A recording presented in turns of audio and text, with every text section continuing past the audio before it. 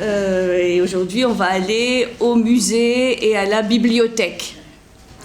Et on va rencontrer quelques-uns de ces grands génies de la science, de l'astronomie, des mathématiques, de la physique, de la géométrie, de la géographie. Donc j'ai fait un choix de tous ces grands esprits qui se sont retrouvés à Alexandrie ou dont on a parlé à Alexandrie. Tous n'ont pas forcément vécu toute leur vie à Alexandrie, mais ils étaient très connus à Alexandrie. Donc j'ai fait le choix d'Euclide. Ça va vous rappeler quelques souvenirs, j'espère bons, sur la géométrie euclidienne, l'histoire de parallèles, ça, non. Archimède, et les anecdotes, et sa poussée, ses miroirs, etc. Il y a beaucoup d'anecdotes à propos d'Archimède. Ptolémée, Claude Ptolémée, astronome, astrologue aussi, géographe. Et nous terminerons par, faisant un petit saut dans le temps, par Théon d'Alexandrie, qui est le dernier directeur de la bibliothèque d'Alexandrie, le dernier, et qui a une fille célèbre, la fameuse Hypatie, qui était philosophe et aussi astronome et mathématicienne. Ce qui est extraordinaire avec tous ces gens, avec tous ces génies, c'est que leur vision, leurs théorèmes, leurs axiomes, enfin leurs connaissances ont duré au moins 1500 ans. Avant d'être critiqués, avant d'être infirmés, parfois évidemment, comme par exemple la vision de Ptolémée, la vision géocentrique de Ptolémée, mais ce sont donc tous des chercheurs, des scientifiques dont les connaissances ont inspiré presque pendant 2000 ans les scientifiques de l'Occident, mais aussi de tout le monde arabe. Et il a fallu attendre, comme on le verra parfois, le XVIe siècle, le XVIIe, le XIXe siècle, pour que l'on ait clairement des contestations de leurs connaissances et de leur vision. Donc c'est quand même absolument fabuleux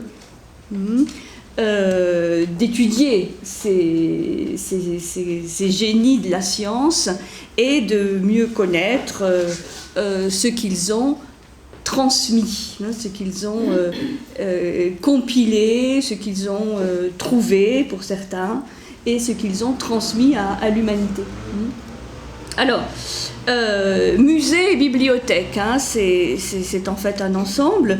Le musée d'Alexandrie, qu'on appelle en grec le Mouseion, vous savez que c'est un établissement qui est dédié aux muses, qui a donné le terme aujourd'hui musée, mais le Mouseion, c'est l'établissement avec un culte dédié aux muses, qui sont ces fameux personnages qui font partie du cortège d'Apollon. Et donc ce musée d'Alexandrie, il ouvre ses portes vers 287, donc à peu près entre 30 et 40 ans après la fondation d'Alexandrie, et qui date de 332 avant Jésus-Christ. Et ce musée d'Alexandrie ouvre donc vers 287 sous le règne du premier Ptolémée, le Ptolémée Ier Sotère. Et ce musée attire tout de suite des écrivains et des scientifiques de tout le monde grec. Donc c'est un petit peu sur le modèle du lycée d'Aristote. Il va regrouper une confrérie d'hommes de très grande valeur qui étudient, qui cherchent, qui écrivent et qui vont élire leur grand prêtre voué au culte des muses. Pour expliquer que toute cette recherche scientifique est quelque part une offrande à Apollon. Une offrande à la lumière de la connaissance.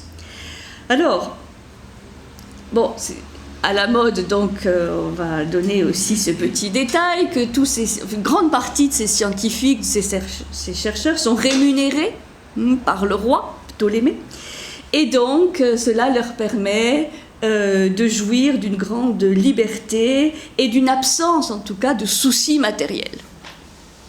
Donc ils cumulent un salaire et leur profession de chercheurs, de scientifiques, et ça leur permet de se consacrer entièrement à leur recherche, et nous sommes donc redevables encore aujourd'hui de cette générosité de l'État, de la ville d'Alexandrie à leur égard. Et donc très vite, ce musée devient célèbre, et tous les chercheurs qui prétendent au titre de scientifiques vont étudier au musée d'Alexandrie. Et l'activité encyclopédique du musée devient un élément déterminant pour le développement de la ville, de la cité d'Alexandrie.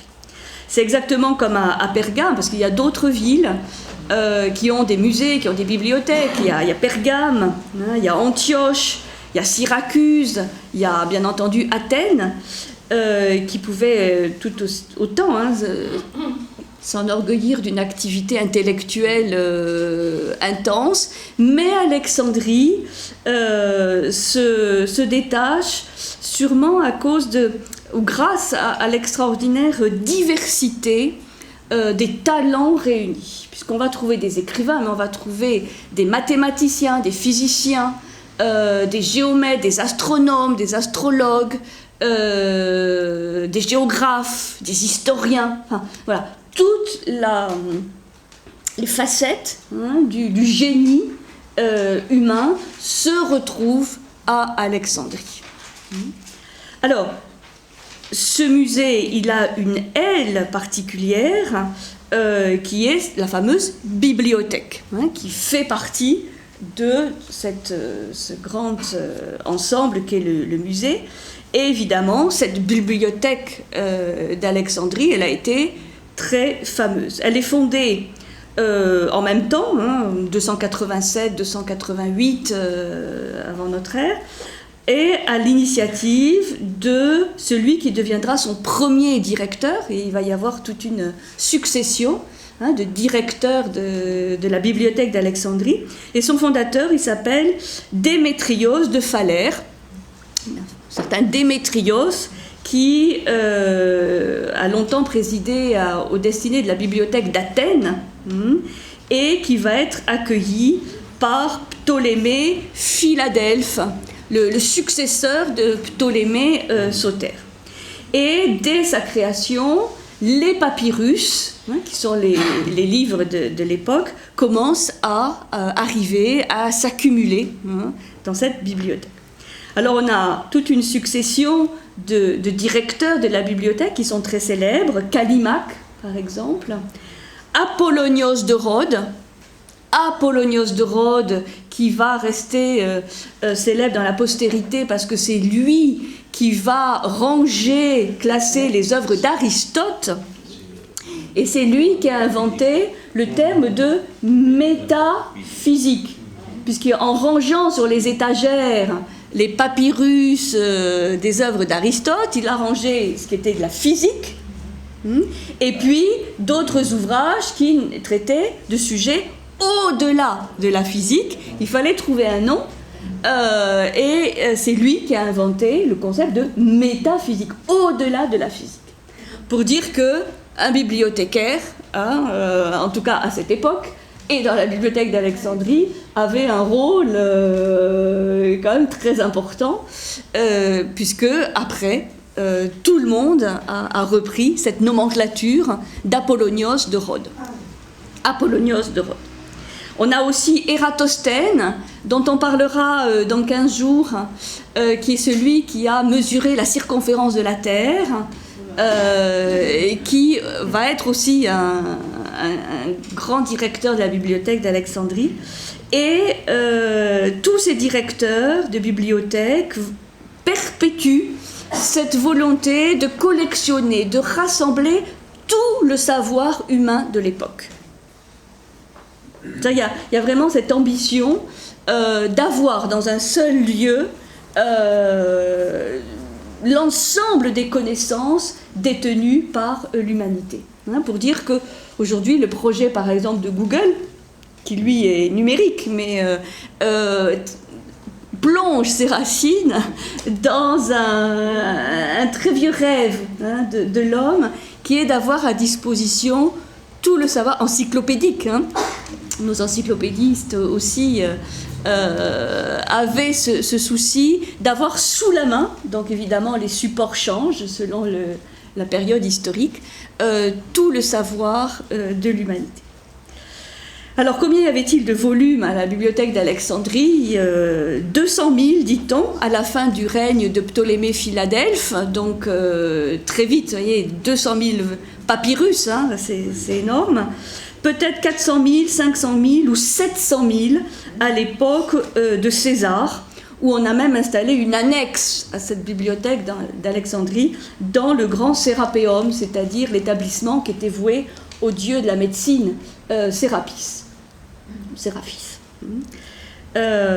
Donc les estimations des historiens varient sur le nombre de volumes, mais ce qui est sûr, c'est que les directeurs de la bibliothèque ont été toujours appuyés par les Ptolémées pour enrichir constamment cette bibliothèque. Et même Ptolémée Évergète, qui est le troisième Ptolémée, donc après Sotère et Philadelphe, lui obligeait les navires qui arrivaient à Alexandrie de livrer tous leurs manuscrits et leurs originaux, et il les gardait quelque temps, le temps de faire des copies, et les bateaux repartaient avec de très belles copies, mais les originaux étaient gardés à la bibliothèque d'Alexandrie.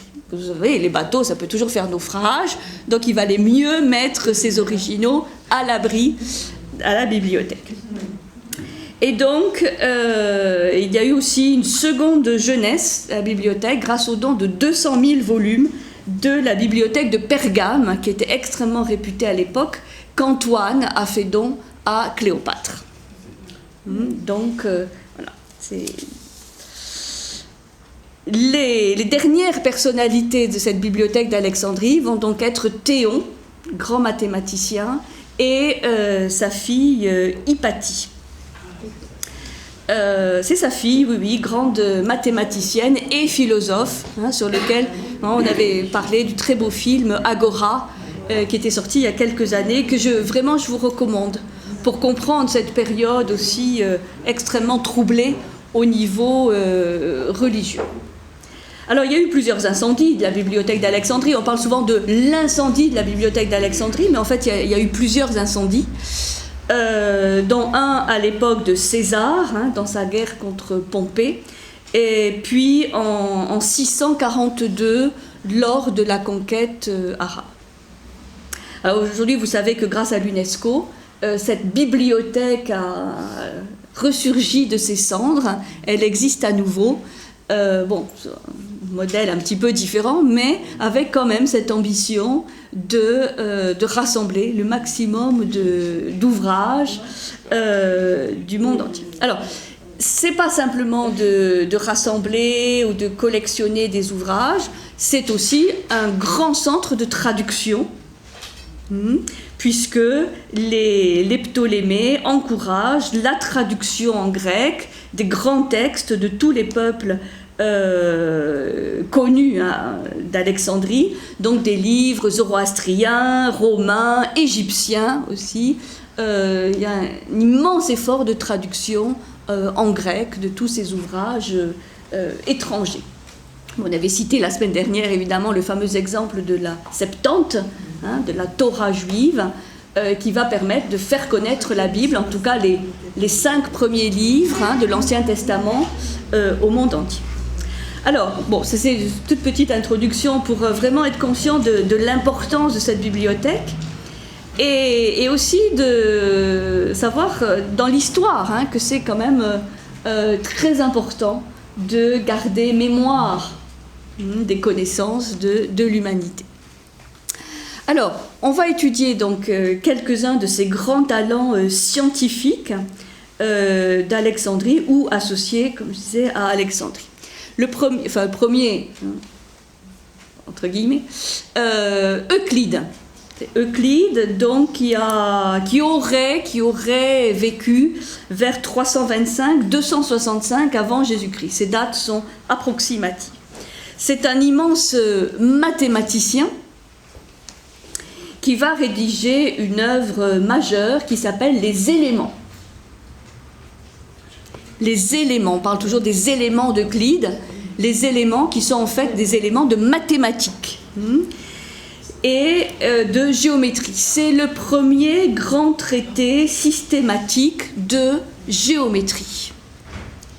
Les éléments d'Euclide, vous avez dû entendre parler des éléments d'Euclide parce que ça sera une grande source d'inspiration pour les mathématiciens qui vont succéder.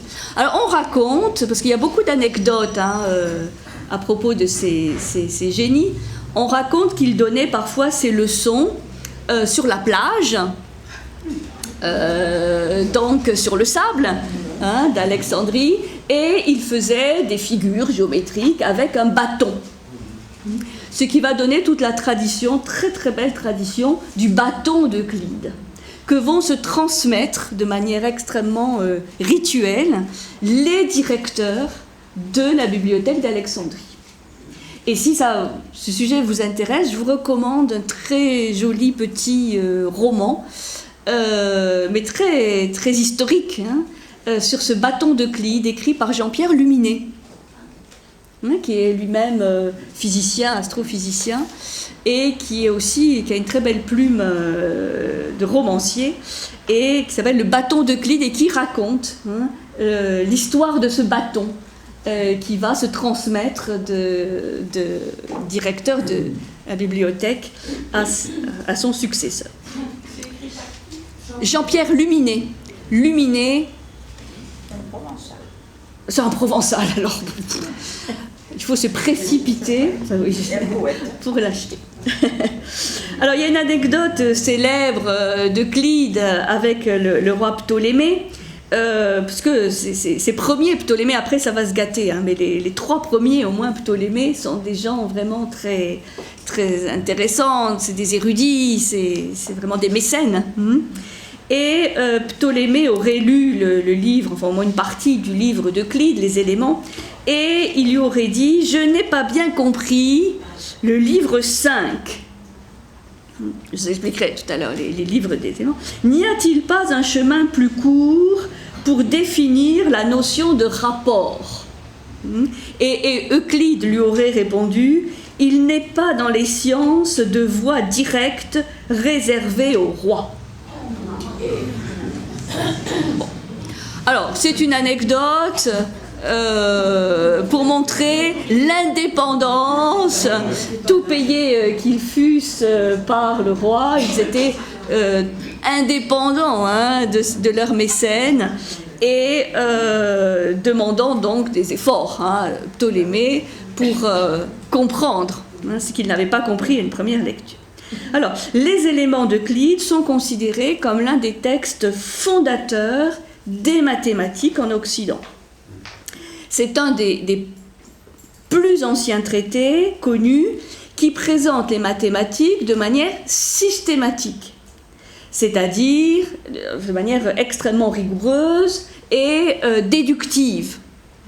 avec des démonstrations, enfin des définitions, des démonstrations, des théorèmes, des axiomes, enfin tout cela se déduisant. Je vous expliquerai tout à l'heure plus en détail les connaissances les unes des autres. Ces éléments ont connu des centaines d'éditions dans toutes les langues et en fait les grands thèmes d'Euclide restent encore aujourd'hui la base de l'enseignement des mathématiques dans de nombreux pays, au moins dans l'enseignement secondaire, où on étudie la géométrie euclidienne. Et, comme on le verra, il y a une géométrie ou des géométries non euclidiennes qui vont voir le jour, très récemment d'ailleurs, mais elles ne vont pas remettre en cause la totalité des connaissances transmises par Euclide, mais un seul point des connaissances d'Euclide. C'est dire si, encore aujourd'hui, en fait, les mathématiques, la géométrie, reposent sur les éléments d'Euclide. Alors, il n'existe aucune source directe sur la vie d'Euclide, c'est pour ça que ces dates et les éléments de sa vie sont assez approximatifs. Nous ne disposons d'aucune lettre, d'aucune indication autobiographique, d'aucun document officiel sur la vie d'Euclide. L'écrit le plus ancien qui parle de certaines de ces dates apparaît dans un résumé sur l'histoire de la géométrie qui est écrit au 5e siècle de notre ère. Donc vous voyez, plus de 8 siècles après, ce qui est quand même énorme, par le grand philosophe néoplatonicien Proclus, ou Proclos, qui va donner, donc, dans ce résumé de la géométrie, quelques éléments sur la vie d'Euclide, puisqu'il va commenter, c'est un des grands commentateurs des éléments d'Euclide, Proclos. Alors, il ne donne lui-même aucune source pour ces indications, il dit seulement qu'en rassemblant ces éléments, Euclide en a coordonné beaucoup et a évoqué dans d'irréfutables démonstrations ce que ses prédécesseurs avaient montré d'une manière relâchée. Donc, selon Proclus, Euclide n'a pas forcément inventé tout ce qu'il transmet, mais il a compilé, rassemblé, ordonné peut-être des éléments antérieurs. Mais alors, là, sur quels éléments antérieurs Euclide aurait-il compilé? On n'a aucun élément. C'est pour ça qu'on remonte à Euclide, dont on a quand même l'œuvre, mais avant, on n'a aucun élément, en tout cas rigoureux, précis. Donc si on admet la chronologie donnée par Proclus, Euclide aurait vécu entre Platon et Archimède, c'est les éléments qu'on donne, et donc contemporain de Ptolémée Ier Soter, donc vers 300 avant notre ère. En tout cas, c'est ce qui est reconnu unanimement aujourd'hui par les historiens des mathématiques. Par ailleurs, on sait que des élèves d'Euclide ont enseigné à Alexandrie. C'est pour ça que je situe Euclide à Alexandrie, pas forcément parce qu'il a vécu une grande partie de sa vie, ce qu'on ignore, mais ses élèves ont enseigné à Alexandrie. Et c'est pour ça que traditionnellement, on associe Euclide à Alexandrie. Alors, que disent les éléments, ces fameux éléments mathématiques? Ils sont composés de 13 livres. Et c'est, comme je disais tout à l'heure, un best-seller de l'édition scientifique. De très nombreuses versions manuscrites du texte existent dans les bibliothèques du monde entier. Alors, un des aspects les plus célèbres de l'ouvrage est sa forme déductive et son organisation systématique, en tout cas qu'Euclide a voulu vraiment systématique et progressive. C'est-à-dire on n'avance pas à pas dans cette œuvre à partir des éléments qui se déduisent les uns les autres.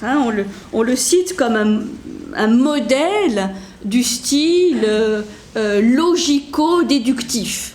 C'est logique, c'est déductif, hein, et c'est en cela aussi qu'il est encore célèbre. Par exemple, l'auteur énonce d'abord des définitions. Commence par des définitions.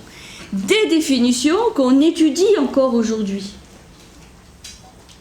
Par exemple, la définition d'une ligne qui apparaît au livre 1 des éléments, premier livre. Définition d'une ligne.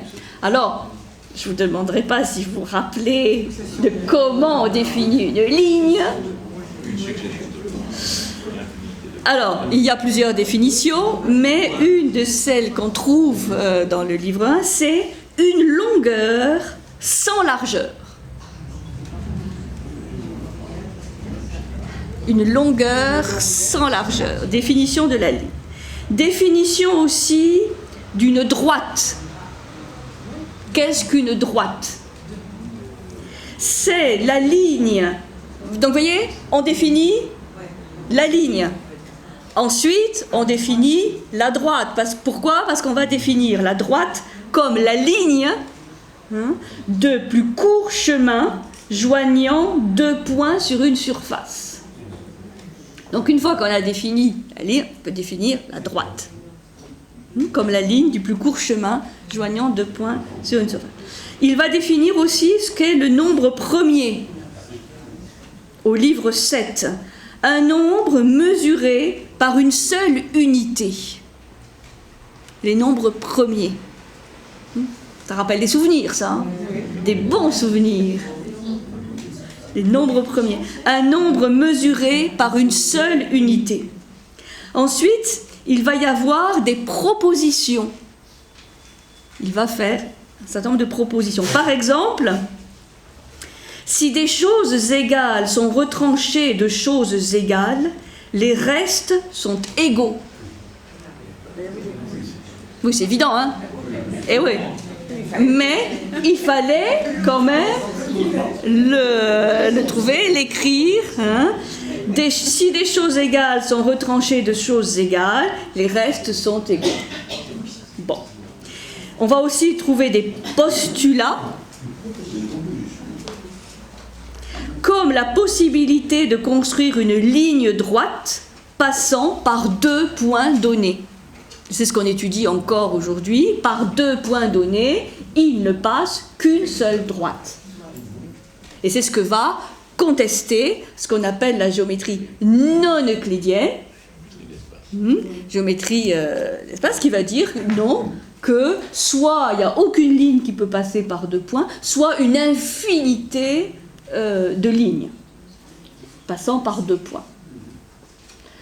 Je vous laisse réfléchir sur le sujet.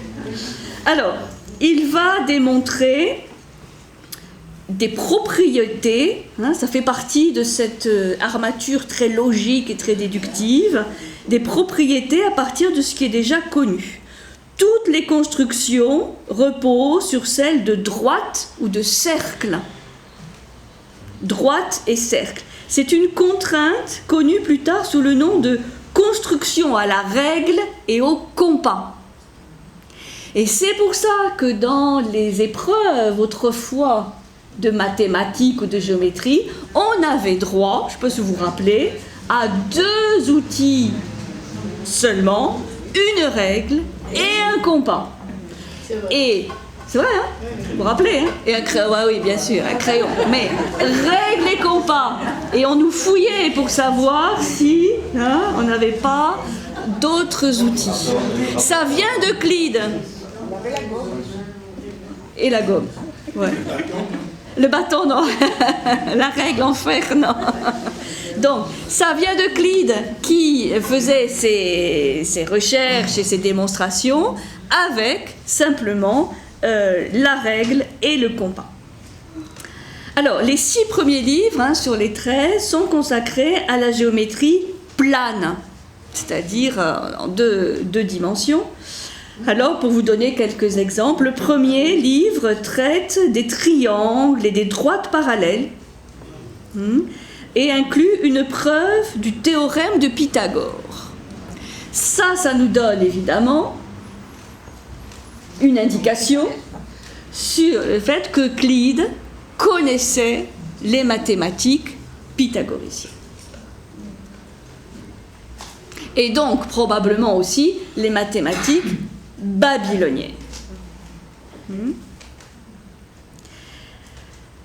Dans le deuxième livre, il parle de construction de figures planes, de formes données, par exemple des carrés.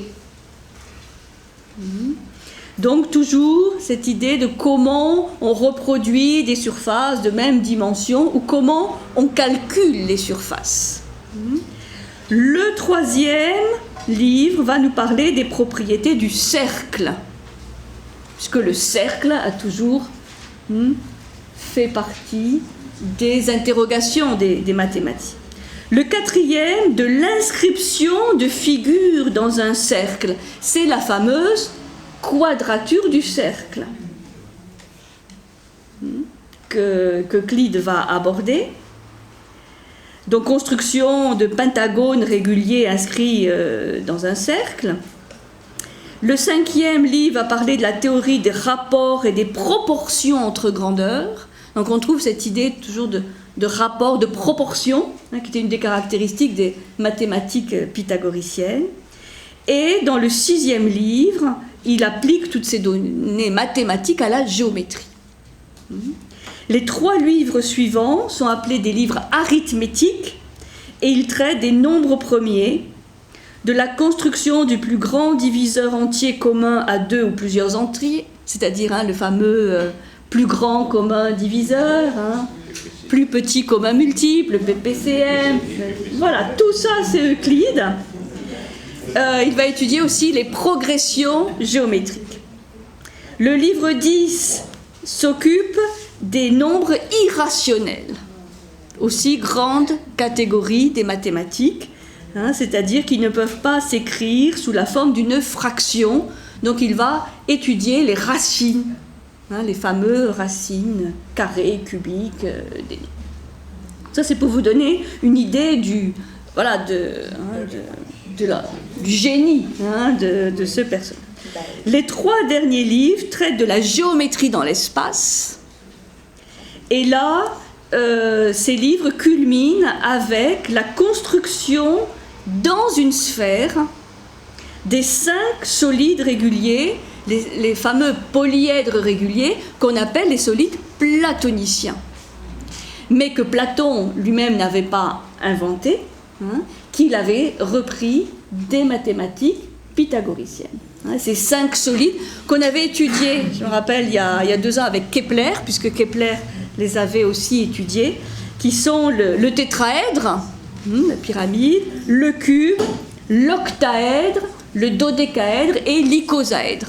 Les 5 grands polyèdres réguliers, et il va les circonscrire, ces 5 polyèdres, dans la sphère.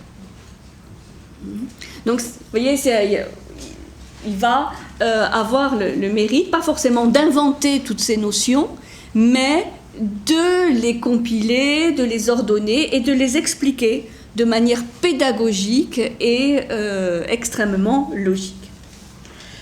Donc, c'est ce qui permet de comprendre pourquoi la géométrie d'Euclide a été considérée pendant de très nombreux siècles par la plupart des mathématiciens et géomètres comme la géométrie. Il n'y en avait pas d'autres. Les éléments d'Euclide étaient les fondements, les principes même des mathématiques.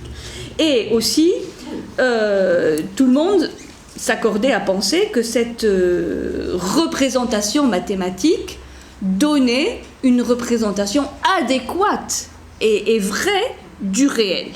Il n'y a pas eu de remise en cause pendant de très nombreux siècles de ces éléments d'Euclide. Et il y a un élément, mais un seul élément, qu'on appelle parfois le postulat d'Euclide, qui, lui, va être remis en cause très tardivement. C'est le postulat sur les parallèles, que vous connaissez, c'est évident, on étudie tous en secondaire. C'est celui qui s'exprime sous la forme, par un point pris hors d'une droite, il passe une et une seule parallèle à cette droite. Donc vous prenez une droite qui a été définie au préalable, un point en dehors de cette droite, et Euclide, c'est le postulat d'Euclide, le postulat parallèle d'Euclide, dit que par ce point pris hors d'une droite, il passe une et une seule parallèle à cette droite. En fait, c'est un prélude à la perspective. De la perspective. Oui, c'est pour ça que un qui va beaucoup s'intéresser à Euclide, et pas simplement à Euclide, mais aussi à Archimède, c'est un certain Léonard de Vinci, qui va être un passionné, évidemment, de ses connaissances, et qui lui-même va essayer de les poursuivre. Alors, ce qui est fantastique, c'est que dans cette remise en cause de la géométrie euclidienne qui va se passer au XIXe siècle,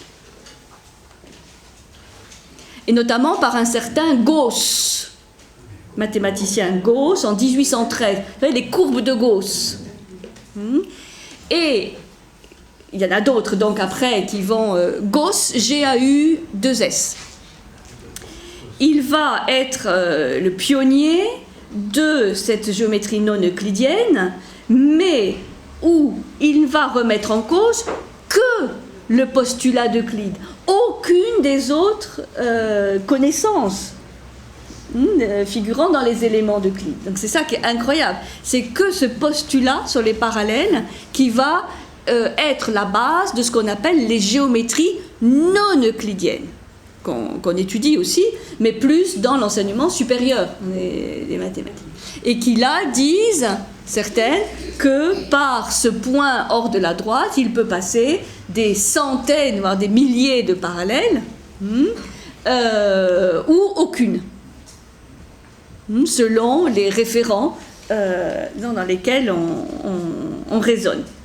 Donc, ça veut dire que les alternatives mathématiques géométriques à la vision euclidienne ne remettent pas en cause donc 99% des postulats d'Euclide, mais simplement ce postulat sur les parallèles.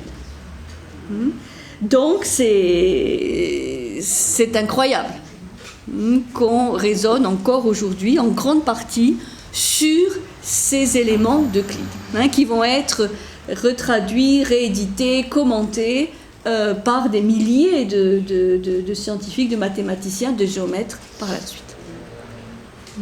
Donc plus de 2000 ans de monopole, enfin, disons, de la connaissance mathématique et géométrique. Et donc c'est accessible aujourd'hui, c'est toujours traduit, ça existe, les éléments mathématiques de Euclide. Voilà, pour montrer un petit peu une face du génie de ce personnage. Qui n'est pas forcément, j'insiste, l'inventeur de tout ça, mais qui a été un immense haut-parleur et transmetteur de toutes ces connaissances par l'approfondissement qu'il a apporté à toutes ces connaissances et leur présentation pédagogique. Alors, je passe au deuxième grand personnage, Archimède, qui est peut-être plus connu qu'Euclide, qui lui aussi aurait vécu donc de 287 à 212. Donc vous voyez, ils sont presque contemporains l'un et l'autre. Archimède qui lui, en fait, est né et mort à Syracuse, donc en Sicile, mais qui est extrêmement connu à Alexandrie. Donc Archimède, lui, c'est un physicien, grand physicien, c'est un mathématicien aussi et grand ingénieur.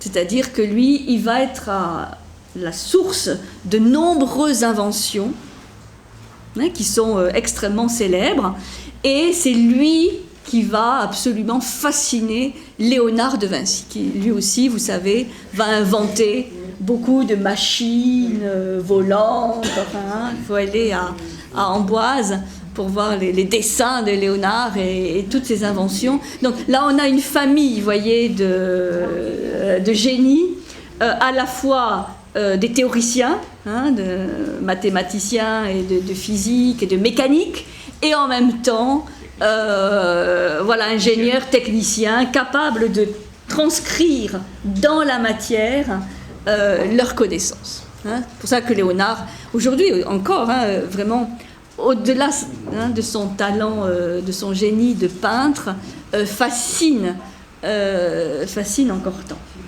Alors, il y a peu de détails non plus de sa vie qui sont connus avec certitude. Par contre, on a beaucoup d'anecdotes sur Archimède. Alors, parmi ces domaines d'études en physique, on peut citer l'hydrostatique, donc la mécanique des fluides, la mécanique statique et l'explication d'un principe qui aujourd'hui est toujours reconnu, le principe du levier, dont nous sommes redevables, toutes les entreprises de BTP sont redevables à Archimède de ce qu'il a trouvé.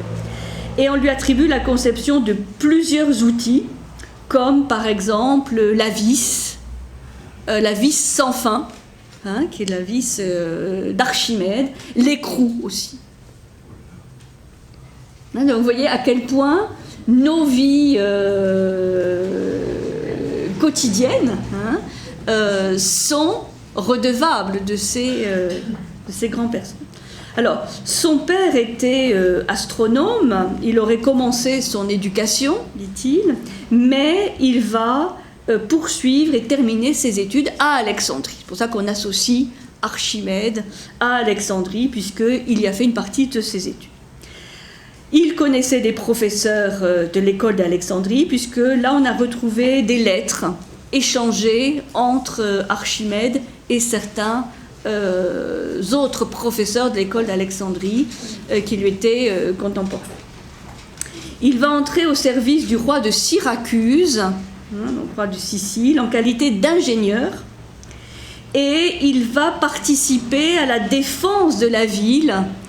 Il va participer à la défense lors du siège de Syracuse, lors de la seconde guerre punique, guerre contre les Carthaginois. Et il va mourir, là on a une date assez précise, en 212, lors de la prise de Syracuse par les Romains. Et là, il y a une anecdote très célèbre sur sa mort. La mort d'Archimède lors du siège de Syracuse, puisque on nous raconte que Syracuse tombe aux mains des Romains, et le général romain Marcellus souhaite épargner le savant, tellement il est reconnu, il est célèbre. Et malheureusement, on raconte qu'un soldat romain croise Archimède alors que celui-ci trace des figures géométriques sur le sol, lui aussi, non conscient de la prise de la ville par l'ennemi. C'est-à-dire, il était un peu dans ses cercles, dans ses cylindres, dans tout ça. Et troublé, je vous lis ce qu'on raconte, troublé dans sa concentration par le soldat, Archimède lui aurait dit « Ne dérange pas mes cercles ». Et le soldat, vexé de ne pas voir obtempérer le vieillard, l'aurait alors tué d'un coup d'épée. En hommage à son génie, quand même, le général Marcellus va lui faire de grandes funérailles et va faire dresser un tombeau décoré de sculptures représentant les travaux d'Archimède. C'est pour ça que sur son tombeau, on a des sphères, on a des cercles, on a plein de figures géométriques qui représentent les travaux d'Archimède. C'est dire qu'il était reconnu, respecté, y compris des ennemis romains. Alors, contrairement à ses inventions, les écrits mathématiques d'Archimède, parce qu'il y en a eu beaucoup, sont peu connus dans l'Antiquité.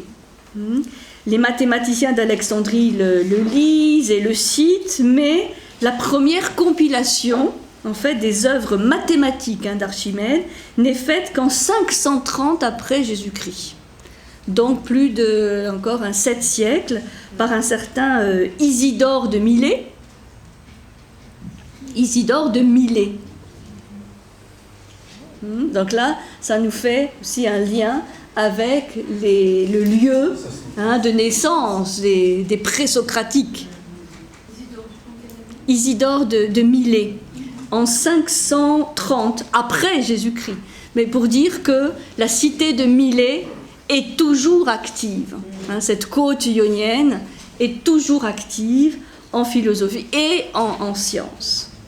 Et les commentaires, ce sont les commentaires de l'œuvre mathématique d'Archimède qui vont être écrits dans le VIe siècle, donc encore plus tardivement, qui ouvrent l'œuvre d'Archimède à un large public, et ce pour la première fois. Donc les inventions d'Archimède sont tout de suite connues, d'autant plus que certaines de ces inventions vont avoir des applications dans la guerre.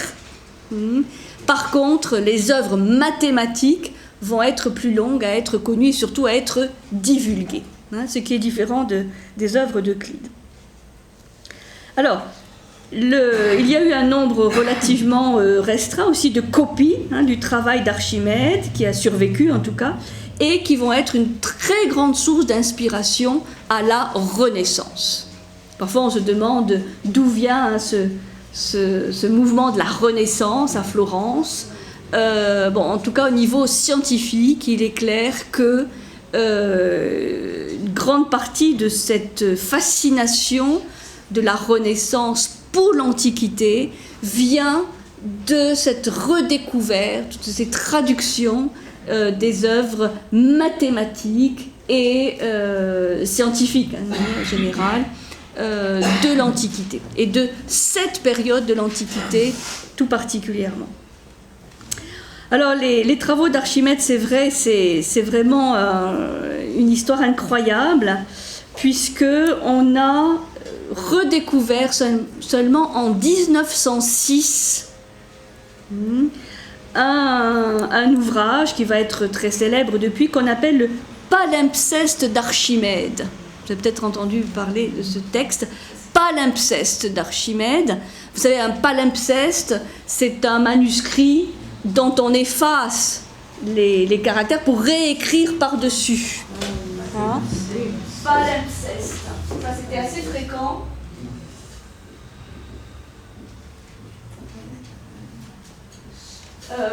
C'est assez fréquent au Moyen-Âge, lorsqu'on manque de matières premières, on manque de papier, on manque de support, et donc beaucoup de moines copistes vont effacer les caractères antiques pour les remplacer par des recueils de prières, des documents souvent chrétiens. Et donc, quand on retrouve ces documents, évidemment, c'est très intéressant parce que, maintenant, grâce aux techniques, on peut retrouver derrière le texte, disons, de prière médiévale, un autre texte antique. Et ça a été le cas pour Archimède. Pour ce recueil de textes mathématiques d'Archimède, qui était finalement assez peu connu, qu'on a retrouvé en 1906 en Allemagne, donc un palimpseste, et il a été perdu à nouveau et retrouvé simplement en 1996. Il a été perdu, puis retrouvé. C'est pour dire que ce palimpseste d'Archimède est quand même a une carrière absolument extraordinaire. Donc, ces écrits de commentaires aussi sur les travaux d'Archimède sont souvent très postérieurs à sa vie. Donc là, il faut attendre vraiment longtemps pour avoir accès à ces œuvres. Alors, quelques éléments, quelques apports d'Archimède en géométrie. Il va s'intéresser au nombre et à l'infini, à la notion d'infini, affirmant par exemple, ça fait partie des anecdotes liées à Archimède, que contrairement à l'opinion courante, les grains de sable ne sont pas en nombre infini, mais qu'il est possible de les dénombrer. Ça fait partie de ses recherches sur l'infini. Donc, avis aux amateurs, il est possible de compter les grains de sable de la planète entière, puisque pour Archimède, ils ne sont pas en nombre infini. La majeure partie de ses travaux concerne quand même la géométrie. Alors, l'étude du cercle, où il est le premier à déterminer une méthode d'approximation du nombre pi. En tout cas, connue. Peut-être les pythagoriciens avaient-ils travaillé le sujet, puisqu'ils connaissaient ce qu'on appelle la proportion, la divine proportion, la proportion dorée.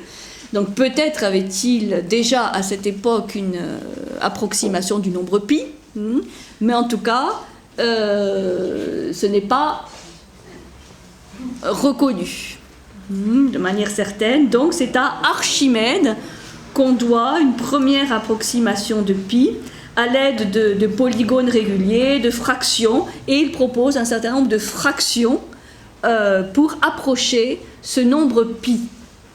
Vous savez qu'il est un des mystères quand même des mathématiques et de la géométrie. Il va étudier aussi les coniques. Alors, beaucoup de mathématiciens, de physiciens, de géomètres de cette époque étudient les coniques. C'est-à-dire ces formes géométriques comme la parabole, l'hyperbole, qui vont entraîner des calculs très compliqués. Hypatie elle-même va s'intéresser à ce sujet des coniques.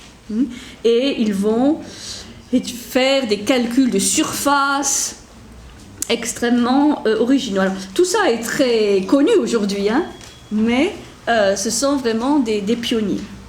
Il va faire, Archimède, des calculs aussi sur les surfaces et les volumes, qui font de lui un précurseur de ce qu'on appelle aujourd'hui le calcul intégral. Vous savez, les intégrales.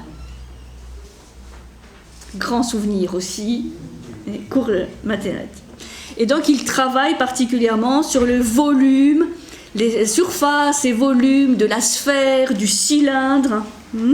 Et ce sont ces figures qu'il avait demandé à ce qu'elles figurent sur son tombeau, ce que le fameux général a respecté. Sphère et cylindre. Et il va même écrire un traité qui s'appelle « De la sphère et du cylindre », où il avait démontré de manière imparable le rapport des volumes de la sphère et du cylindre qui le circonscrit. Si vous imaginez une sphère, une boule, qui est circonscrite dans un cylindre. Bon, eh bien, il y a un rapport extrêmement précis entre la surface et le volume de cette sphère et du cylindre en question. Ça, c'est Archimède qui va le démontrer. Vous voulez savoir le rapport, vous allez étudier, c'est un rapport de 2/3 entre le volume de la sphère et du cylindre. Donc ça, ce sont ses apports en géométrie et en mathématiques. Ce qui est le plus connu, ce sont ses apports en mécanique. Mécanique, puisqu'il est considéré comme le père de la mécanique statique et de la mécanique des fluides. Dans son traité de l'équilibre des figures planes, il s'intéresse au principe du levier et à la recherche du centre de gravité. Et donc il va être à l'origine de toutes les recherches sur tout ce qui est palan, système de levage, et c'est lui dont on dit qu'il va démontrer qu'un homme peut soulever un poids qui lui est supérieur. Donc c'est vraiment des découvertes absolument extraordinaires. Alors vous connaissez évidemment ce qu'on appelle le fameux principe d'Archimède sur les corps plongés dans un liquide. C'est ce qu'il va expliquer dans son ouvrage « Des corps flottants », avec le fameux Eureka, qui veut dire « j'ai trouvé ». Alors, là, c'est une anecdote qui relève probablement de la légende, parce qu'en fait, on a un récit historique sur le sujet, mais vous allez voir que il est un petit peu différent de ce que l'on attribue. Mais ça, c'est vrai de toutes les grandes découvertes, comme la pomme de Newton, ou le fameux E égale MC2, qu'on voit écrire de manière frénétique par Einstein, tout d'un coup, pof. Bon, alors, il y a sûrement un peu de vrai, dans le sens où, bon, toutes ces recherches, les travails, et qu'à un moment donné, hop, il y a l'illumination, mais tout ça est aussi un petit peu enjolivé, quand même. Alors, l'histoire d'Archimède, elle est relatée aussi un peu plus tard par un certain Vitruve. Vitruve, qui aussi un grand géomètre, mécanicien romain, dont va beaucoup s'inspirer Léonard, bien entendu, puisque le fameux dessin de l'homme pentacle de Léonard est en fait le dessin de Vitruve. Il faut quand même rendre à Vitruve ce qui est à Vitruve.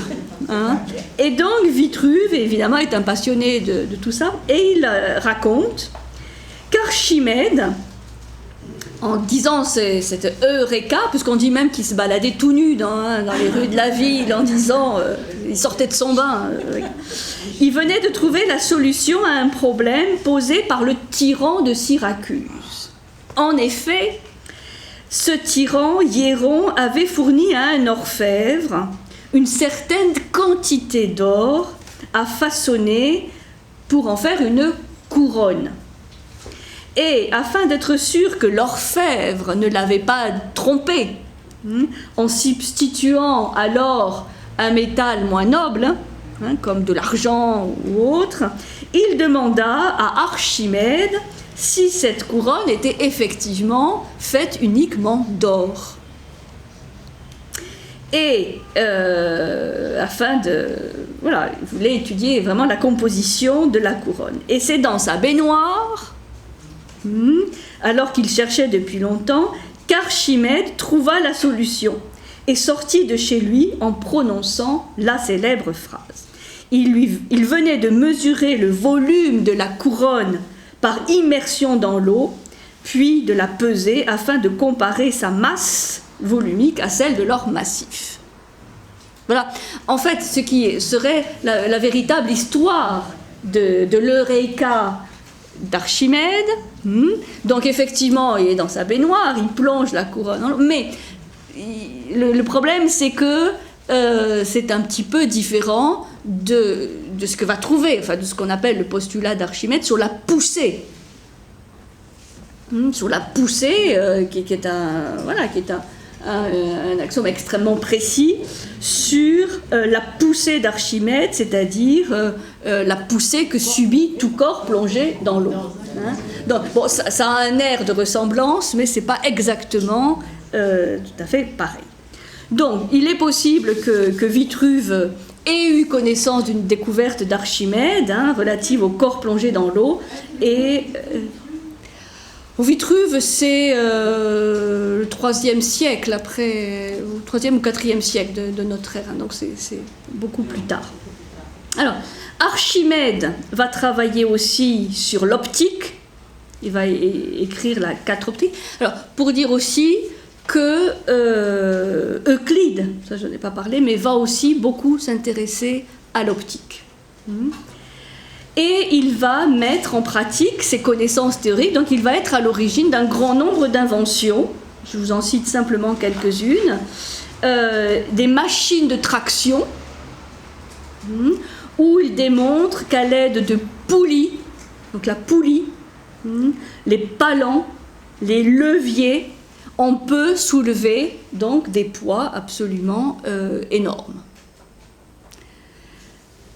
Les machines de guerre, on est en pleine guerre punique, donc machine de guerre. C'est lui qui va inventer le système de la catapulte. vous avez lu Astérix, donc un système de catapulte, qui va être beaucoup utilisé lors des guerres navales.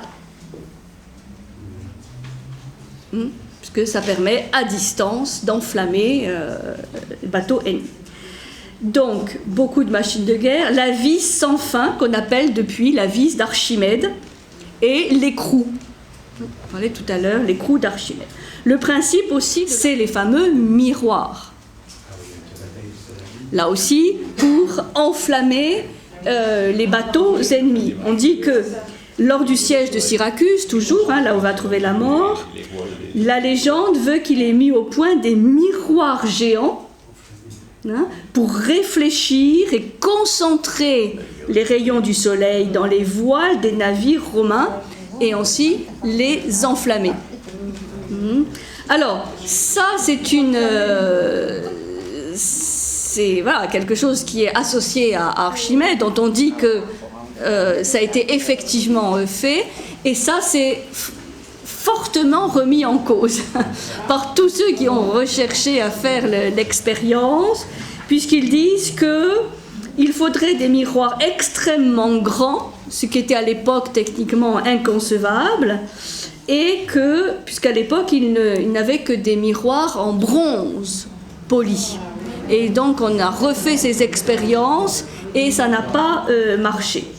Donc aujourd'hui, il y a des universités américaines. Vous ne pouvez pas imaginer le nombre d'expériences qui ont été faites pour voir si cette découverte des miroirs d'Archimède était réaliste. Aujourd'hui, on conclut que non, qu'il aurait fallu avoir des miroirs argentiques et des très très grandes dimensions pour réellement mettre le feu aux navires ennemis. Bon, toujours est-il que, comme on dit, il n'y a jamais de fumée sans feu, jamais de feu sans fumée ou de fumée sans feu. Donc, il est probable que Archimède ait quand même réfléchi, c'est le cas de le dire, sur ces miroirs, réfléchissants pour mettre le feu, concentrer les rayons du soleil et mettre le feu aux voiles des navires. Parce que sinon, il n'y aurait pas de raison qu'on en parle encore aujourd'hui. Bon, voilà pour quelques facettes du génie d'Archimède et d'Euclide. Et on va voir après la pause Ptolémée, qui lui aussi couvre un nombre de disciplines absolument extraordinaires. Bon, ça vous rappelle des petits souvenirs ? Très lointains. Bon, on va faire la petite pause. La pause n'a pas été assez longue. On va changer les rapports. Faire une demi-heure de conférence, 1h30 de pause. Qui applaudit ? Qui a applaudi ? C'est Pierre. D'accord. D'accord. Ah oui, leçon sur la plage avec le bâton. Oui.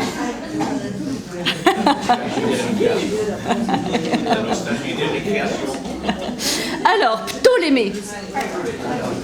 On aborde quand même Ptolémée parce que c'est aussi un grand génie. Donc, vous voyez, plus tardif, près 90, 168 de notre ère.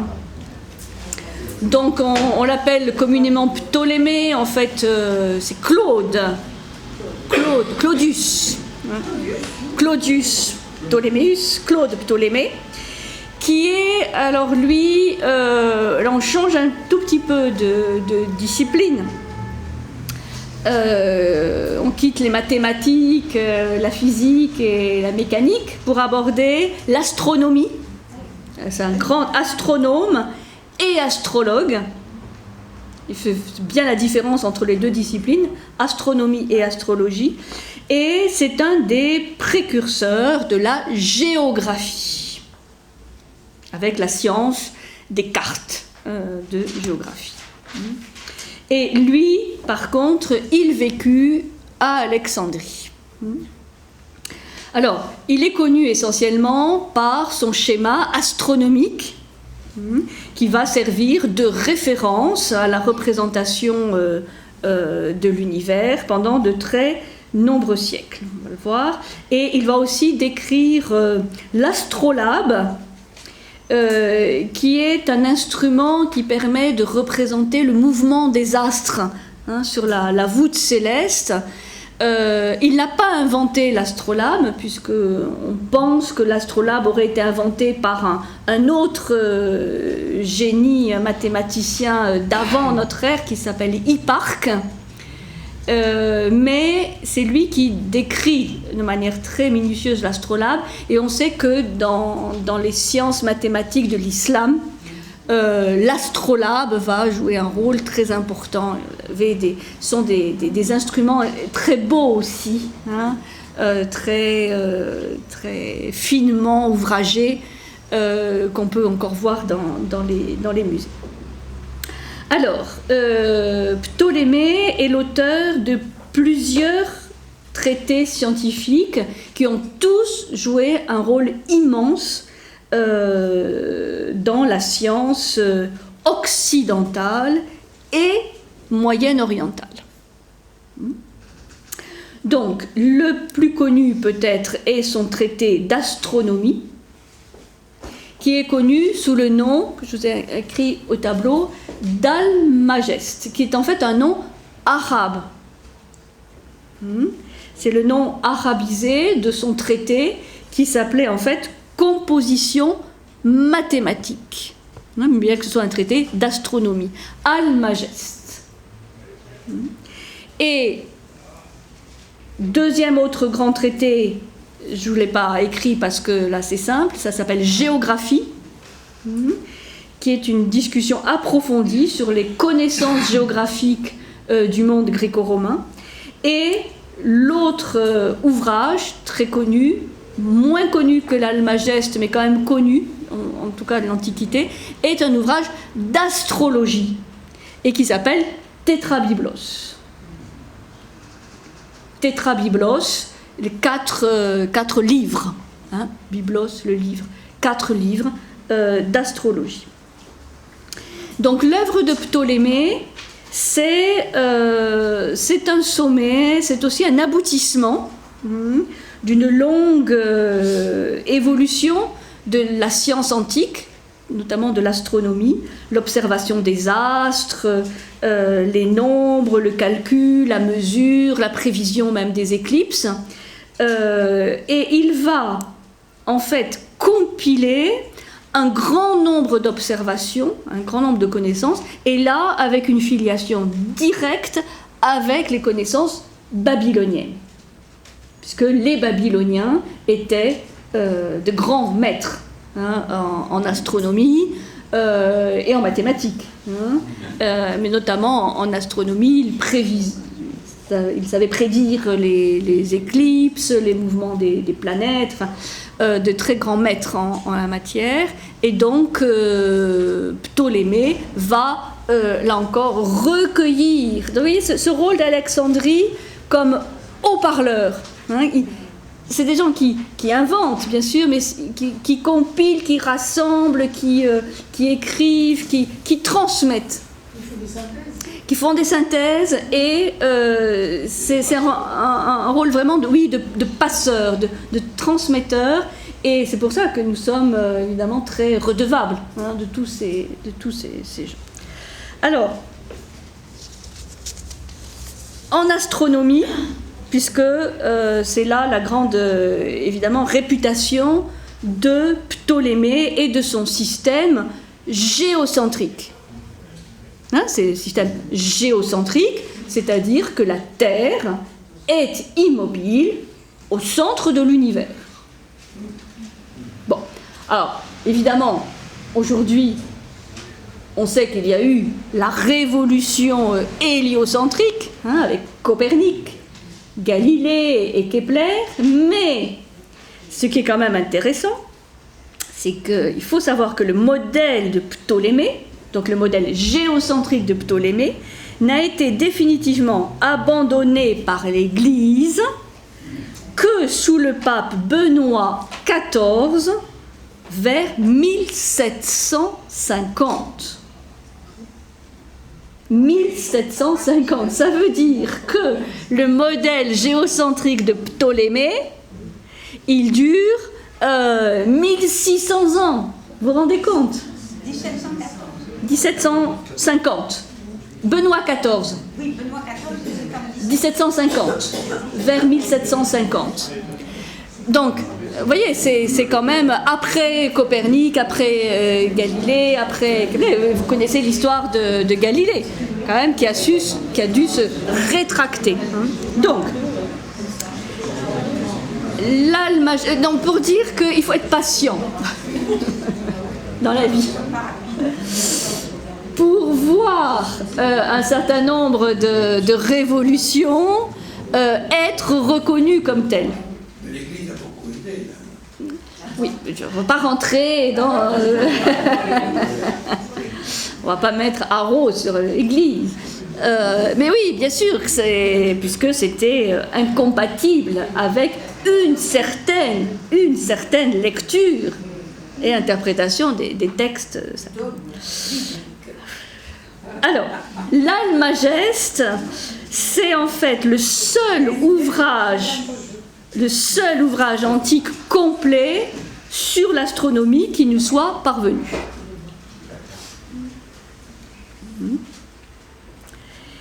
Donc, c'est une compilation des découvertes des astronomes babyloniens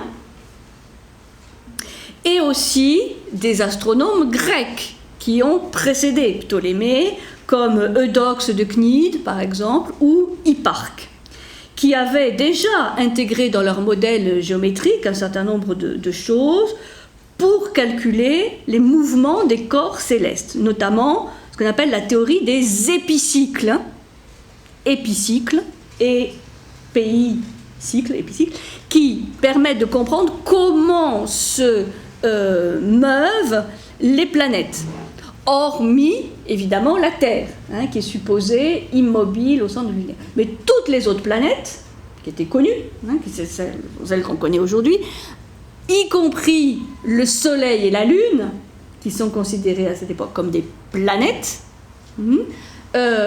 bougent. Et donc, il y a des dessins géométriques à base de cercles pour expliquer comment se meuvent toutes ces planètes. C'était rond tout ça. Rond. Parce que le cercle est considéré pendant longtemps comme la figure parfaite. Comme nous sommes face à une harmonie céleste, les planètes se déplacent en rond. Il faudra attendre Kepler pour parler d'ellipse, pour parler de processus elliptiques. Mais pendant toute cette période, c'est le cercle. C'est pour ça que toutes les recherches sur le cercle sont des recherches scientifiques, mais aussi empreintes de théologie, parce qu'il y a une fascination, il y a une admiration par rapport au cercle qui dépasse cette recherche scientifique. C'est pour ça que pi est aussi un nombre sacré, quelque part. Alors, donc dans son traité, l'Almageste, Ptolémée reprend les différents modèles astronomiques, donc babyloniens et grecs antérieurs, et les perfectionne. Ça, il faut quand même mettre ça au crédit de Ptolémée. C'est comme pour Euclide, il explique, il perfectionne, il approfondit. Donc il va faire des tables de données sur plusieurs siècles pour relever la position des astres à partir d'un point de départ qui est le premier jour du calendrier égyptien, 747 avant Jésus-Christ. Donc il va faire à peu près 8 à 9 siècles, il va compiler 8 à 9 siècles d'observation des astres. Donc ça vous donne des tables de données, c'est comme les éphémérides aujourd'hui, c'est absolument incroyable. Et donc il va en fait consacrer le modèle géocentrique qui n'est pas le sien, qui est celui d'Hipparque, qui est un personnage qui a vécu avant notre ère, vers 120 avant Jésus-Christ, Hipparque. Et C'est pour ça que là aussi il faut restituer la vérité. Ce modèle géocentrique qui a souvent été attribué à Ptolémée ne lui appartient pas. Il est antérieur. Il est celui d'Hippare, qui est celui qui a découvert l'astrolabe aussi. Et c'est le modèle donc qui va être accepté, malgré les remises en cause, jusqu'en 1750. Il réalise aussi une sorte de manuel pratique, les tables faciles ou les tables manuelles, qui est une annexe ou un addendum à l'Almageste, qui permet de réaliser les calculs de position des astres et de prédire notamment les éclipses. Éclipses solaires, éclipses lunaires, tout ça est prévu et intégré dans les tables de Ptolémée. Alors, il faut dire que à partir de Ptolémée, l'astronomie en fait ne va plus guère progresser, c'est-à-dire tous les astronomes travaillent à partir de l'œuvre de Ptolémée et ils vont faire des commentaires, et Théon, le fameux Théon d'Alexandrie, va être un des grands commentateurs de l'Almageste, de cette somme astronomique de Ptolémée. Donc il faudra attendre Copernic, c'est à cheval sur le 15e et 16e, et Kepler, à cheval sur le 16e et le 17e siècle, pour remettre en cause ce modèle et le remplacer par le modèle héliocentrique. Mais ce fut à grand-peine. Vous voyez comment, c'est intéressant, voir comment ce modèle géocentrique est vraiment ancré dans les esprits et dans les représentations de l'univers. Et pas seulement par ceux qui étudient, enfin les théologiens, qui étudient la Bible et qui pensent que ce système conforte les écrits. Il y a beaucoup d'autres scientifiques qui confortent ce modèle. Alors, voilà, disons pour l'astronomie, vaste somme astronomique. En géographie, c'est une autre œuvre majeure, puisque on doit à Ptolémée, là aussi, les plus anciennes cartes géographiques au moins d'une partie du globe. Donc là aussi, c'est un grand compilateur, Ptolémée. Il compile les connaissances de géographie, puisqu'il y a eu d'autres géographes avant lui, notamment le grand Strabon. Et donc il va compiler toutes ces notions et aussi les descriptions des lieux connus. À ce moment-là, dans le monde grec, il y a la notion d'ékouméné, c'est-à-dire le monde connu. On circonscrit le monde connu. Et on le dessine, en sachant que peut-être au-delà de ce monde connu, il y a d'autres terres, mais là, on ne s'aventure pas dans ce domaine. Donc, il va unifier dans un grand ensemble, un grand nombre d'informations, et c'est à lui qu'on doit, en tout cas, l'explication pédagogique et le concept de coordonner spatio-temporelle, notamment la longitude et la latitude. C'est à partir de lui qu'on utilise ces notions de latitude et de longitude pour situer un point donné sur le globe terrestre. Donc, pour montrer qu'on vit encore aujourd'hui, même si le système, le mode de représentation, le système a changé, sur les concepts de Ptolémée. Donc il imagine les méthodes pour dessiner les cartes, donc de tout le monde connu, l'écoumène, mais aussi les provinces romaines. Il fournit des listes topographiques nécessaires, enfin donc des descriptions de lieux, des légendes aux cartes. Donc là on voit tout ce génie qui est en fait le génie des trois personnages qu'on voit jusqu'à maintenant, d'Euclide, Archimède et Ptolémée, qui est le génie aristotélicien. même si c'est déductif, il y a une soif, une fascination pour la connaissance, pour compiler, classer, rationaliser tout ça et les rendre transmissibles. Alors, on dit que son monde connu, le monde connu à l'époque de Ptolémée, l'écoumène, couvrait 180 degrés de longitude. 180 degrés de longitude depuis ce qu'il appelait les îles des Bienheureux, dans l'océan Atlantique, jusqu'à la Chine. Jusqu'à la Chine. Donc ça, c'est connu. De l'Atlantique jusqu'à la Chine. Ça permet de comprendre pourquoi après, il va y avoir toutes ces recherches, toutes ces épopées vers justement le monde inconnu. Ce qui n'est pas dressé sur les cartes, c'est-à-dire tout le monde de l'Amérique et du Pacifique. Et 80 degrés simplement de latitude de l'Arctique, le monde arctique, jusqu'aux Indes et en Afrique. Mais il y a toute la partie, disons, de l'hémisphère sud qui là aussi échappe au monde connu de l'époque. Donc il est conscient que ces cartes et ces connaissances couvrent grosso modo un quart du globe. C'est ça l'écouméné, le monde connu de l'époque, un quart du globe. Et c'est ça qui va faire évidemment fantasmer et rêver tous tous les grands navigateurs qui vont aller explorer les 3/4 restants du globe. Alors les plus vieilles cartes des manuscrits de la géographie de Ptolémée datent de 1300 environ, c'est-à-dire beaucoup plus tard là aussi. On a perdu tout ce qui est avant 1300 des originaux de Ptolémée.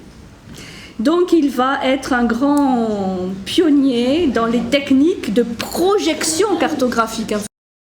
Les détails, mais vous savez que c'est toute une science de pouvoir cartographier sur des éléments plans quelque chose qui est en volume.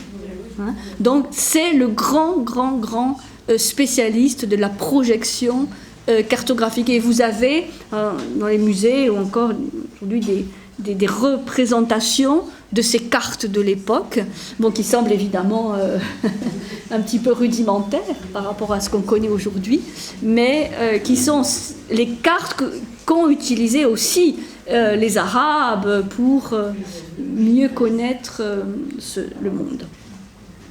Le premier exemplaire de la géographie de Ptolémée a été édité en 1477 avec les cartes. Donc c'est assez récent, mais jusqu'au XVIe siècle, ça va être le guide de tous les voyageurs. Donc on peut imaginer que Magellan, Vasco de Gama, Christophe, Columbus, vont tous s'inspirer des cartes de Ptolémée. Et en astrologie, donc vous voyez, astronomie, géographie, astrologie, il fait bien la différence entre astronomie et astrologie. Il n'y a pas de référence d'astrologie dans l'Almageste et il n'y a pas de référence d'astronomie dans le Tétrabiblos. Donc ça, c'est l'ouvrage astrologique de Ptolémée, qui va être là aussi l'ouvrage astrologique le plus célèbre de l'Antiquité. Et là aussi, à la Renaissance, on va beaucoup s'intéresser à cette littérature astrologique. Alors, il exerce une grande influence dans l'étude des corps célestes et, ce qui est le propre de l'astrologie, l'influence des astres, pas la position, les modèles mathématiques de leur évolution, mais les caractéristiques propres aux astres et leur influence, notamment sur l'être humain. C'est ça l'astrologie, le langage, le sens des astres, notamment dans leurs caractéristiques propres, et donc c'est tout ce lien avec les hommes.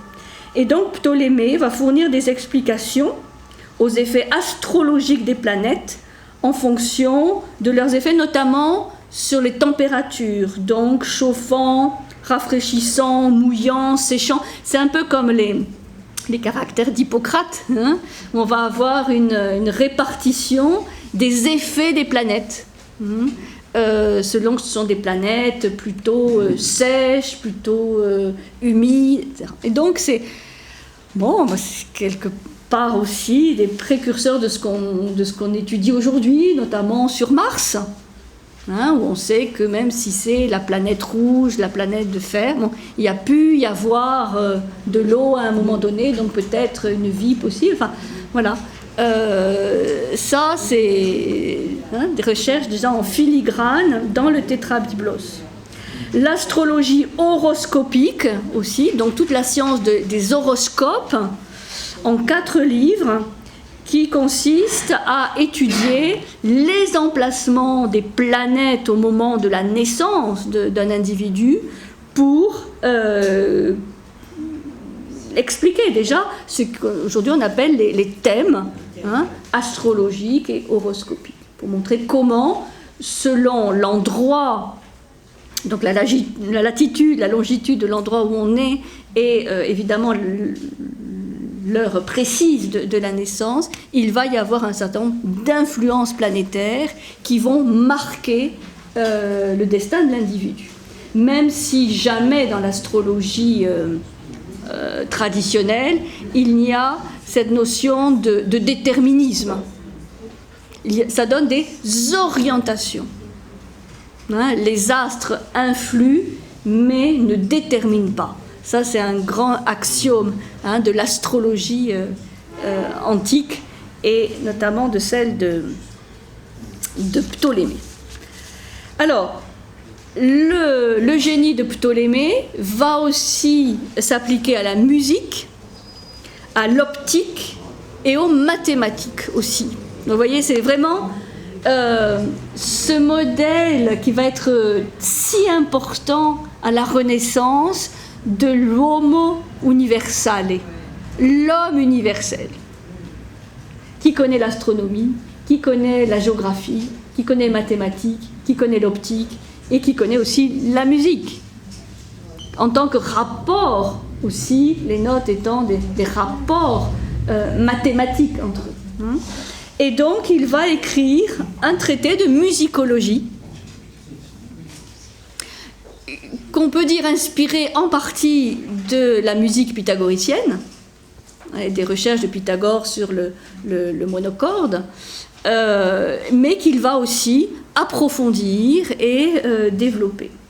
Donc il va expliquer les intervalles musicaux comme étant autant de proportions mathématiques, et il va là pêcher un peu d'orgueil en disant que lui au moins c'est par observation empirique et c'est moins théorique que chez les pythagoriciens. Bon, il faut toujours quand même reconnaître la nature humaine derrière ces génies, mais il va reconnaître quand même la filiation avec la musique pythagoricienne, et il va faire beaucoup d'observations, beaucoup d'expérimentations avec son tétracorde. Il va redéfinir l'octave. Enfin, il va travailler avec un monocorde, avec un tétracorde, et il va redéfinir précisément les intervalles musicaux. Donc la quinte, la quarte, l'octave, enfin, tous ces éléments qui sont évidemment des éléments mathématiques par rapport à la division de la corde en question. Et donc, là où on peut quand même juger une inspiration pythagoricienne, il va parler aussi de musique des sphères. En tant qu'astronome, il reprend cette idée que les planètes, en tournant, émettent un son, ce qu'on appelle la musique des sphères. C'est beau, oui. Ça a été vérifié. Oui. Oui, en partie. En partie. Puisque on dit par exemple que la note Fa est une note spécifique à la Terre, par exemple.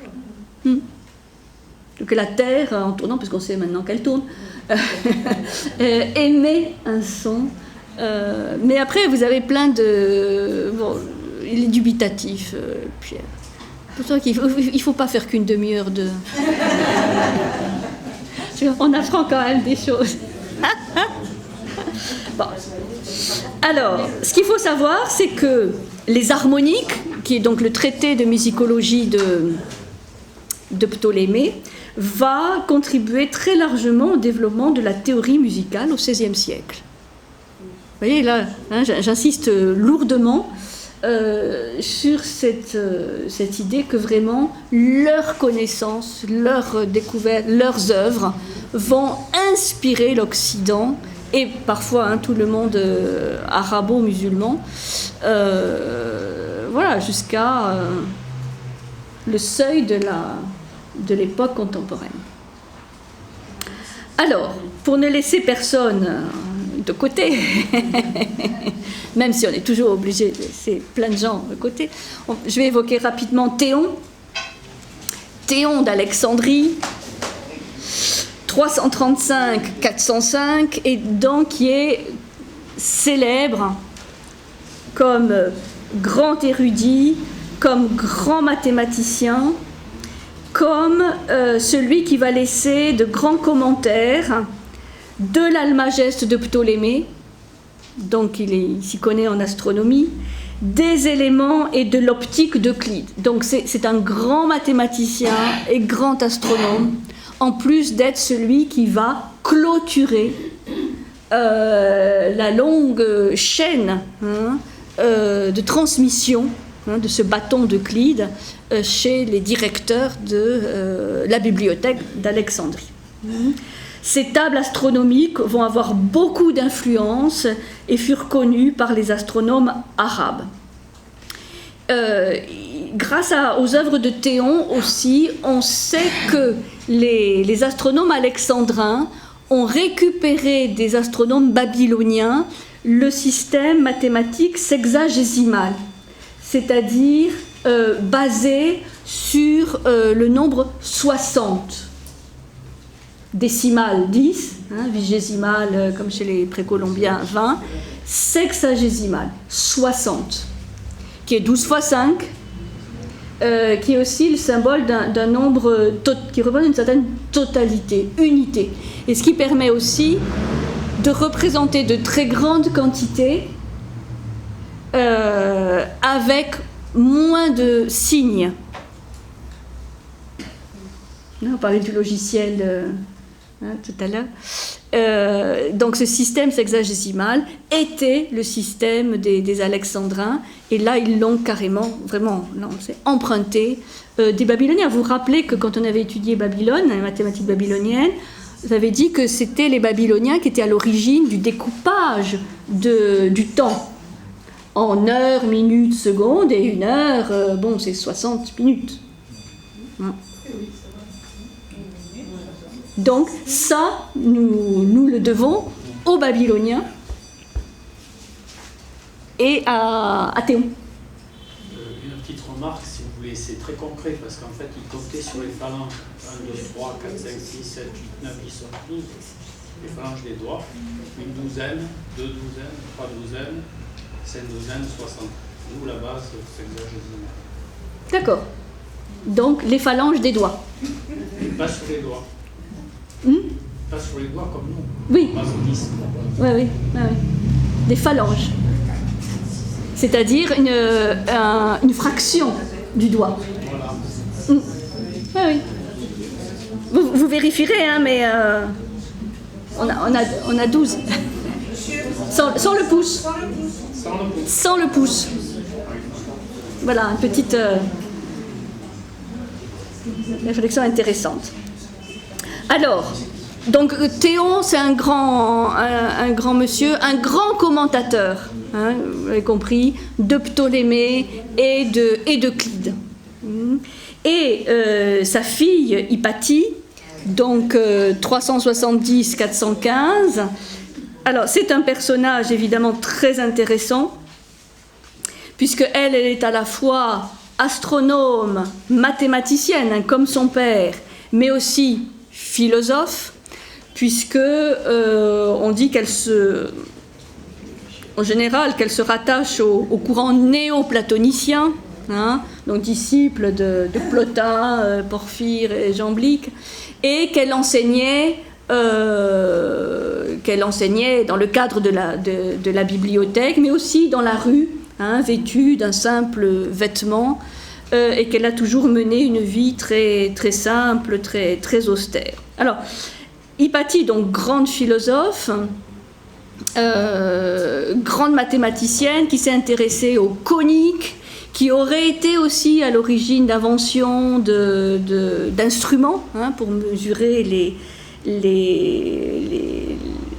courses des planètes, et qu'elle aurait été peut-être à l'avant-garde de la découverte des ellipses, hein, des rotations elliptiques des planètes et pas simplement circulaires. Alors, donc grande scientifique, il y a quelque chose qui est très symbolique avec Hypatie, c'est qu'elle va avoir un disciple qui s'appelle Synésios, ou Synésios de Cyrène, et qui va être évêque. J'en parlerai dans 15 jours, quand on évoquera les philosophes du Maghreb et de cette ville, notamment de Cyrène. Cyrène, c'est Synésios, S-Y-N-E-S-I-O-S,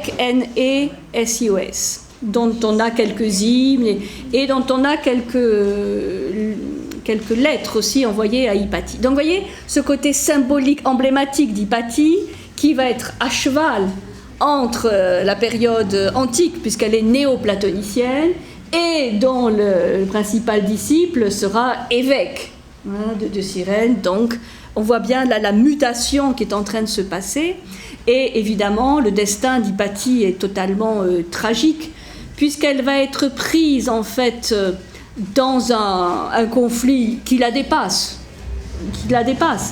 entre le préfet de la ville d'Alexandrie, Oreste, qui suit l'enseignement d'Hypatie, qui a une grande admiration et respect pour Hypatie, et l'évêque d'Alexandrie, le fameux Cyrille. Donc elle va être prise à partie entre le préfet Oreste et l'évêque Cyrille, et ce sont des fanatiques, hein, un petit groupe de fanatiques chrétiens, probablement chauffés par l'évêque Cyrille, qui explique la mort tragique d'Hypatie, qui a été... Cyrille. C'est pas Saint-Cyrille. Si. Cyrille d'Alexandrie. Eh oui. Que les Russes venaient. Oui. Saint-Cyrille. Oui, c'est Saint Cyrille, voilà, donc tout saint qu'il est, il a eu un rôle absolument tragique. Donc là, si vous regardez le film Agora, c'est très très bien, c'est très bien décrit et de manière très fidèle à ce qu'on pense être l'histoire réelle. Et donc elle a été lapidée, enfin, de manière absolument épouvantable. Et c'est ainsi, enfin de manière absolument dramatique, que se clôt, puisqu'elle était la fille de Théon, cette histoire quand même extraordinaire, hein, de la bibliothèque et du musée d'Alexandrie. Et à partir de là, bon, ben, quelque part, l'Occident va rentrer dans ce qu'on appelle le Moyen-Âge, où toutes ces connaissances vont partir, hein, puisque après c'est très vite les incendies, hein, de la bibliothèque d'Alexandrie, et ces connaissances vont partir vers l'Est, et certaines, mais certaines seulement, vont être sauvées, hein, par les érudits, les savants arabes, et nous reviendrons par la suite, même si on sait qu'aujourd'hui le monde occidental, y compris le monde chrétien occidental, va garder quand même mémoire de certains de ces enseignements, comme par exemple les écoles, je pense à l'école de Chartres, où il va y avoir une très grande tradition platonicienne, enfin pythagoricienne, platonicienne, et qui vont continuer à être transmises, mais de manière enfin, vraiment parcellaire, par rapport à ce savoir immense qui était le savoir d'Alexandrie. C'est pour ça que Alexandrie, encore aujourd'hui, exerce une certaine fascination, hein, puisque même à la Renaissance, ce n'est que certaines choses qui vont ressurgir, mais par rapport à ces scientifiques, et vous comprenez, sont plus que des scientifiques. Enfin, c'est pas pour réduire le terme scientifique, mais qui sont aussi des savants, ouais, des savants, des érudits, et certains aussi philosophes. Voilà, donc c'est vrai que c'est une période que j'aime beaucoup et à laquelle nous sommes vraiment très, très redevables, extrêmement redevables. Nous sommes les héritiers directs. Ouais, tout à fait. Oui, de toute cette période, hein, vous voyez, qui va durer quand même, et qui transite ensuite par Byzance. Bien sûr, mais qui va durer, si on considère hein, la création d'Alexandrie, c'est 332, bon, jusqu'en 415, ça fait quand même 8 à 9 siècles. C'est énorme. C'est énorme. Alors, sans vouloir idéaliser hein, cette ville et cette période, c'est quand même une période extrêmement riche, très très riche. Voilà notre balade à Alexandrie, et un jour peut-être on organisera un voyage avec Daniel. Hein, on va organiser un voyage à Alexandrie. Si Morsi nous le permet, voilà. Et les autres. Voilà.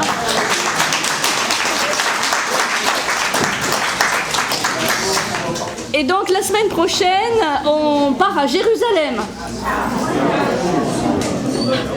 En avion, oui. En bateau, si vous voulez, mais on n'y sera peut-être pas la semaine prochaine.